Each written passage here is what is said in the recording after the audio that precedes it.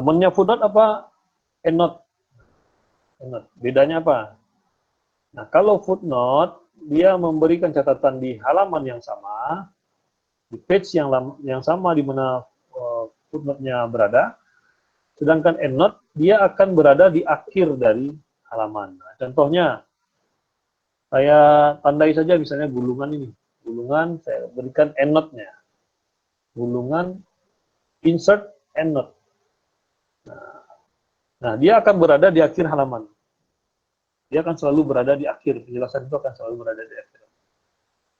Nah, ini Bapak Ibu bisa lihat, paragraf terakhir di makalah ini adalah daftar pustaka, letaknya itu di akhir, itu di halaman 17, endnote-nya langsung otomatis berada di belakang. Bagaimana kalau misalnya kita tambahkan endnote lagi, dia akan mengikuti yang di belakang. Misalnya ini ada pembaca, misalnya, di halaman 13. Kita tambahkan endnote lagi, nah, ini otomatis akan mengurut ke kedua.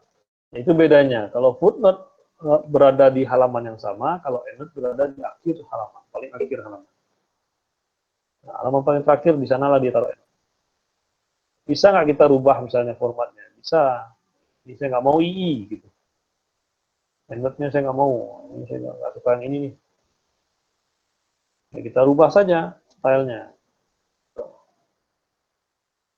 Oke, rubah formatnya menjadi number formatnya menjadi 1 juga misalnya. Boleh kalau kita gunakan salah satu.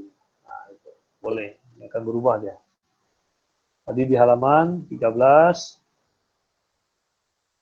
14, halaman 13, jadi ada kata-kata, tadi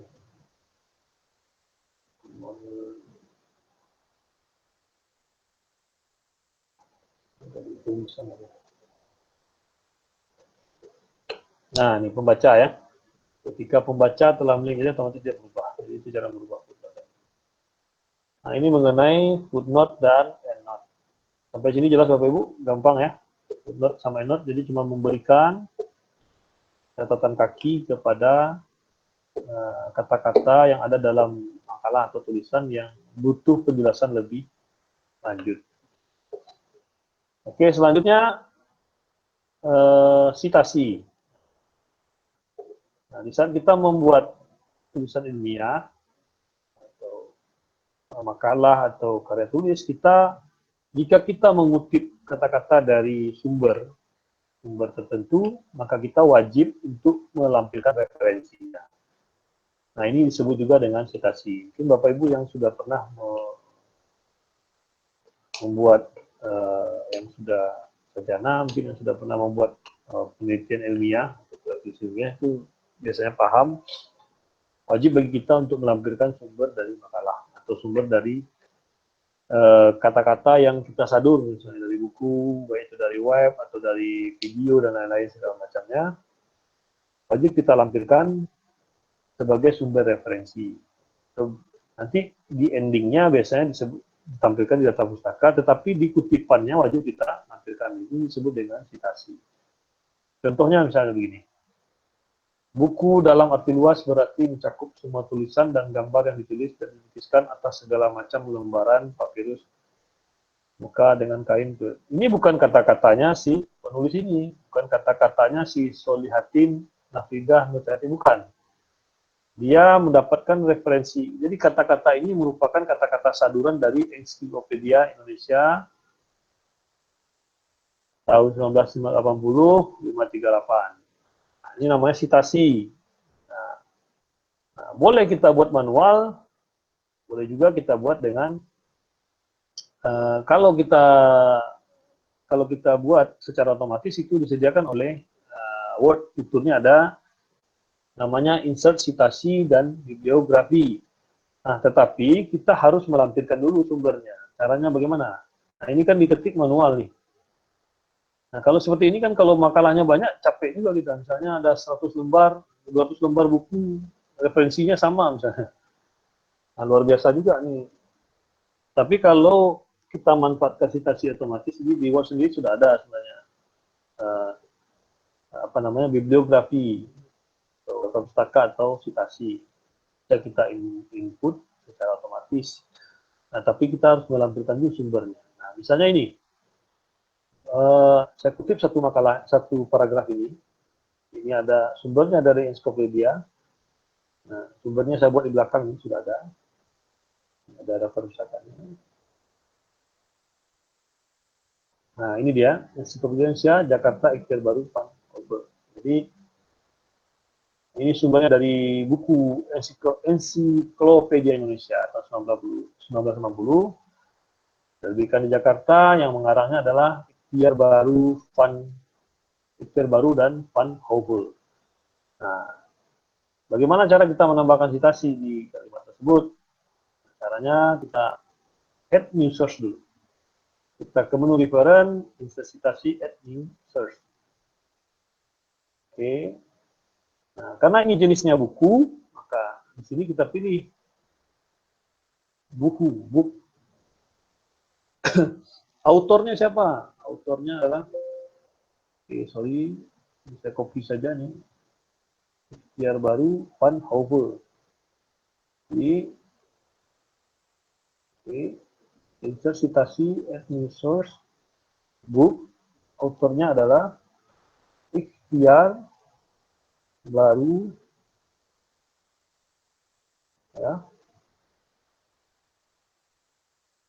Lebih kan corporate dan Van Hove ya. Van Hove. Judul bukunya apa? Judul bukunya adalah Ensiklopedia Indonesia. Tahun terbitnya 1980, diterbitkan di Jakarta. Nah, kebetulan publishernya atau penerbitnya kita nggak tahu. Ini publishernya nggak tahu, ini Ikhtiar Baru ini. Sorry. Ini Van Hove. Dan Ikhtiar Baru ini ada autornya. Ini autornya adalah Van Hove. Publishernya Ikhtiar Baru ya.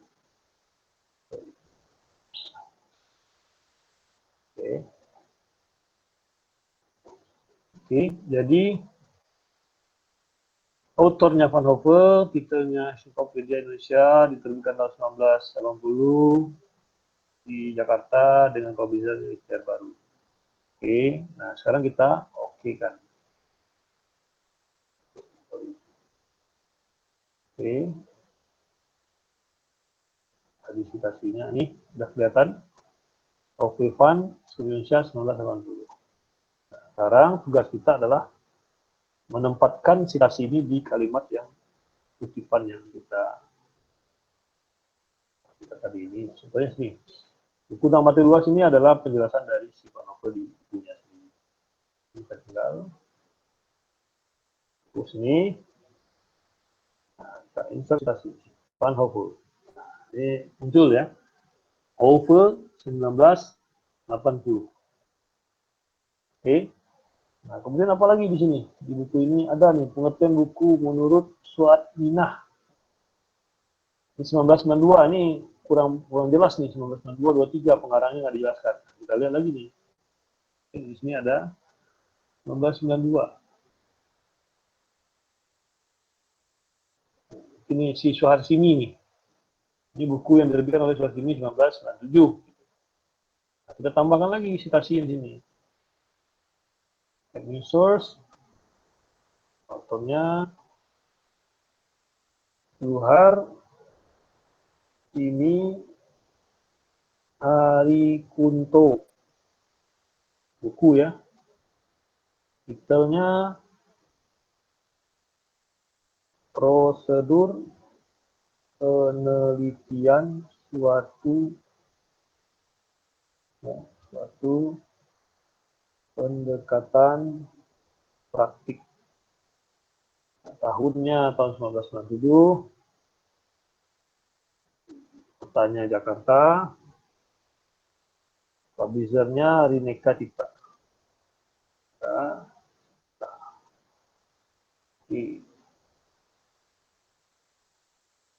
Ya.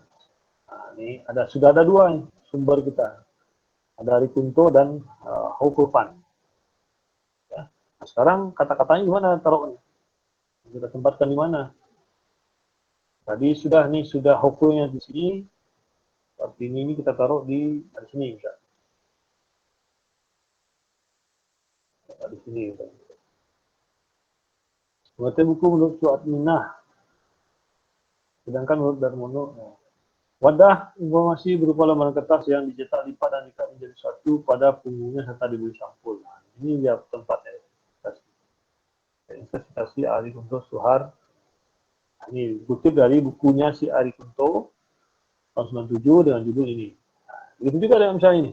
Sedangkan menurut Darmono, nah, di halaman ini maksudnya halaman ya. Nah, ini letaknya di sini. Sekarang ternyata buku Darmono ini juga di buku yang sama Ari Kunto. Kita tambahkan citasi ini. Nah, itu. Ini sutipan yang sama di buku sumber yang sama. Nah, sekarang bagaimana kita menginputkan daftar pustaka otomatisnya? Nah, pertama kita tempatkan kursor di akhir. Nah, ini daftar pustaka yang sudah ada ini bukan otomatis ya. Ini cuma sebagai referensi saya saja untuk melist daftar pustaka yang ada mau kita inputkan di citasinya yang di halaman 1 dan 2. Ya, seperti ini. Nah, sekarang ini saya enter saja. Atau ini saya hapus saja ini. Saya hapus. Saya enter saja ke halaman berikutnya. Oke, ini kita anggap halaman 18 ini tidak ada. Nah, halaman terakhir kita adalah di halaman ya. Kita anggap halaman 18 tidak ada, ini cuma sebagai catatan saja atau referensi. Ya. Nah, jadi halaman 17-nya kosong. Nah, ini sebagai tempat daftar pustaka kita. Nah, sekarang tugas kita selanjutnya adalah ke bagian bibliografi. Insertkan, pilih referensinya. Mau seperti ini kah? Mau seperti ini. Kita pilih bibliografi. Oke. Nah, inilah daftar pustaka kita, adalah buku-buku yang kita inputkan tadi. Ini tinggal kita rubah menjadi daftar pustaka. Oke. Kita posisikan di tengah, kalau sesuai aturan tulisan, enter sedikit. Nah, ini yang disebut dengan daftar pustaka otomatis. Jadi, tugas kita cuman memasukkan semua referensinya. Memasukkan semua referensi citasi yang ada di buku ini. Kalau ada baru lagi kita tambahkan. Nah, nanti selanjutnya di endingnya atau di akhir kalimatnya kita tinggal insert bibliografi. Kira-kira seperti itu daftar pustaka otomatis. Sampai di sini ada yang mau bertanya Bapak Ibu? Cukup jelas? Nah, perlu diketahui daftar pustaka itu bukan cuma buku saja.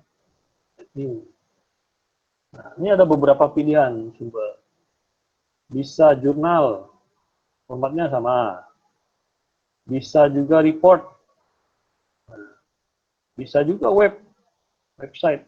Nah, dia akan berubah nih. Author, ada nama halaman webnya, tahunnya, bulannya, harinya, dan uniform resource locator atau URL yang kita ketik.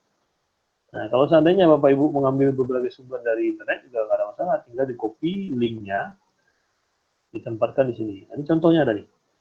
Example http adatum.com. Websitenya Datum Corporation. Namanya Datum Corporation.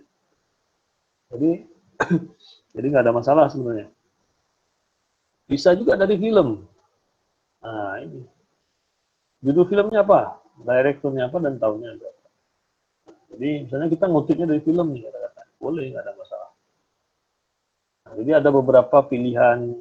Jadi sebenarnya sumber referensi itu sesuai dengan format file apa ini. Ada beberapa sumber yang bisa kita cantumkan di tulisan. Karena nggak mungkin kan sumber tulisan kita itu cuma berasal dari satu referensi atau dari buku saja. Boleh kita ambil dari sumber yang lain. Nah, cara menyantumkannya, sudah kita pilih ini. Kalau untuk daftar pustaka otomatis atau citasi otomatis, kita tinggal pilih.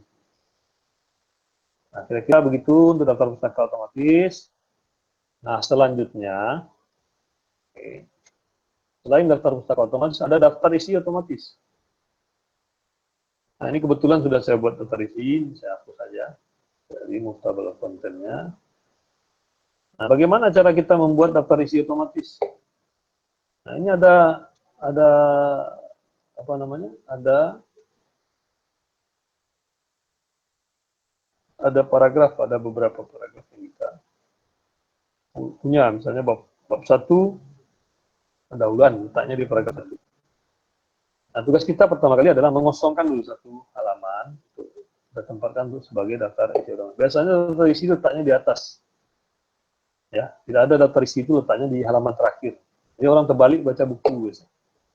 Jadi daftar isi itu tujuannya adalah menjelaskan ke pembaca mau di mana nanti halaman ini tentang apa, artikel ini di halaman berapa. Nah, itu gunanya daftar isi otomatis, daftar isi gitu. Nah, pertama saya kosongkan satu halaman di depan. Kosongkan satu halaman. Nah, ini cuma judul aja ya. Jadi ini nggak usah dipermasalahkan, ini cuma judul makalahnya saya kutip.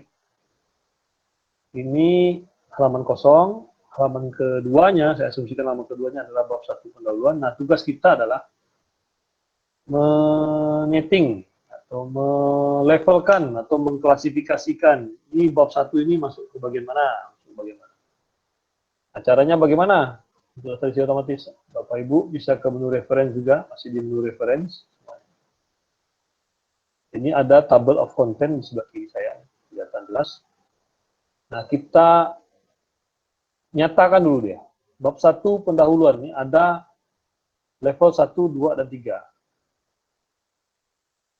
Level 1 itu artinya bab 1 merupakan core-nya atau yang paling depan.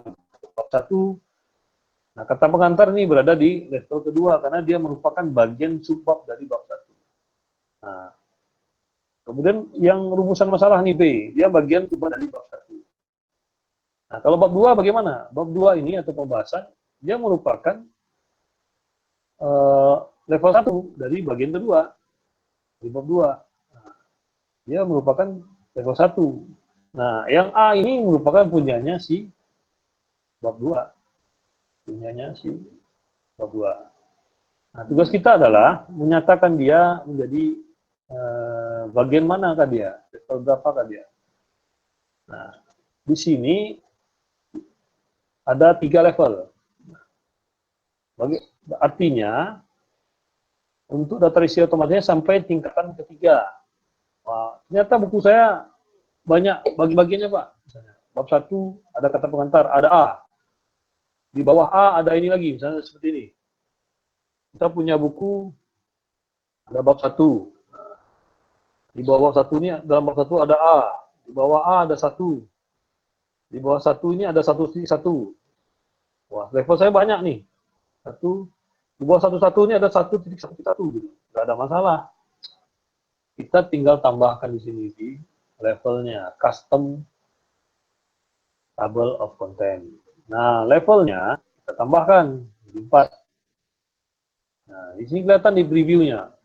Link 1, link 2, link 3, dan link 4. Dia dapat, oh ternyata ada 5. Tambahkan lagi, jadi 5. Maksimalnya berapa? Nah, maksimalnya 9.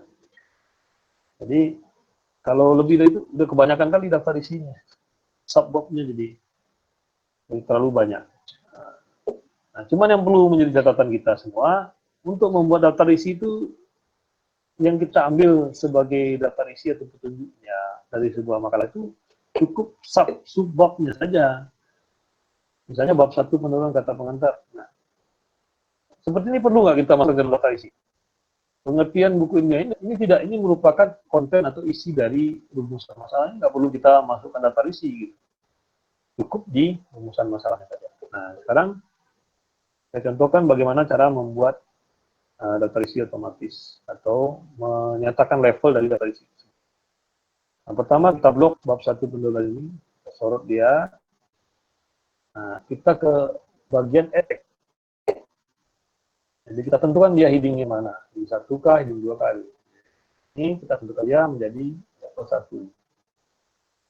Oh, ini ternyata dia bergeser. Nah, kenapa bergeser? Karena defaultnya tadi file.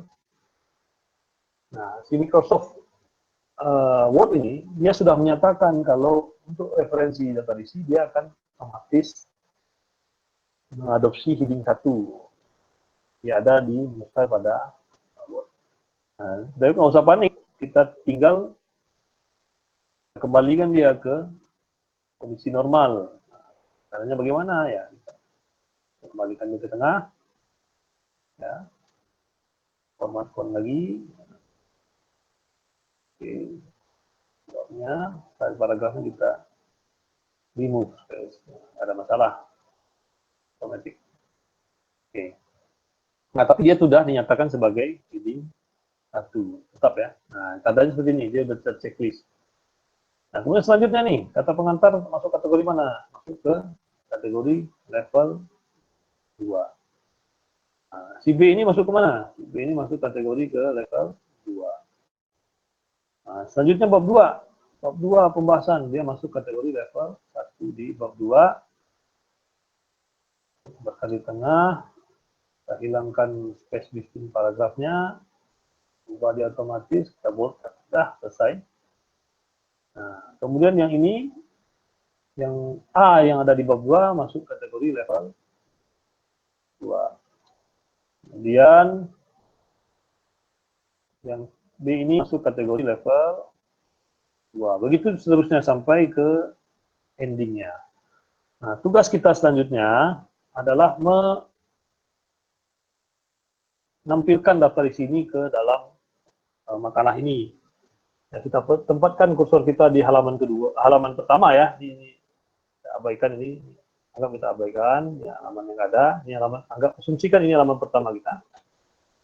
Di halaman kosong, di bab satunya.